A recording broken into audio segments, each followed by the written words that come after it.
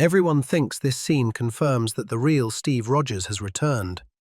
He appears younger, battle-ready, and when Mjolnir flies into his hand, Thor immediately recognizes the man standing in front of him. But what if Thor wasn't welcoming Steve back? What if he was testing him? Because the last time we saw Steve Rogers, he was an old man. He had already lived an entire lifetime after returning the Infinity Stones.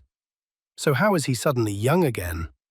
And more importantly, where did this version of Steve actually come from?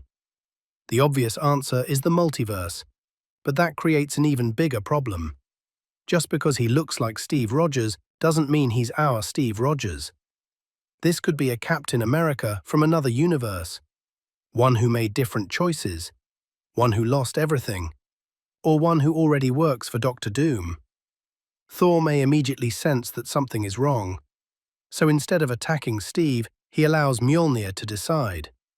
If Steve can lift the hammer, then he must still be worthy. Steve calls Mjolnir into his hand. He passes the test, and every Avenger finally believes him. But this may be exactly what Doctor Doom planned. In the comics, an altered version of Steve Rogers became the leader of Hydra. Reality itself was manipulated, changing Steve's memories, his history, and everything he believed about himself. And even Mjolnir was temporarily fooled. So imagine Doctor Doom doing the same thing here. He finds a Steve Rogers from a dying universe. He rewrites his memories. He manipulates the hammer's enchantment. Then he sends Captain America back to the Avengers as the one person they would never question. Not to fight them, to lead them. This fake Steve could convince the Avengers that destroying another universe is the only way to save their own. He could turn them against the Fantastic Four, turn them against the X-Men, and push every hero directly into the war Doom needs to create Battleworld. By the time Thor realizes the truth, it's already too late. The Avengers have followed Steve into battle.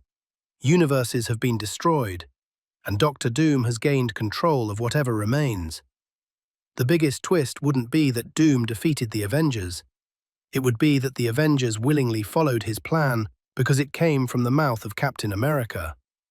And when the real Steve Rogers finally appears, he may be forced to fight the corrupted version of himself. Two Captain Americas, both able to lift Mjolnir, both convinced they're saving the world, but only one of them is real. So what do you think?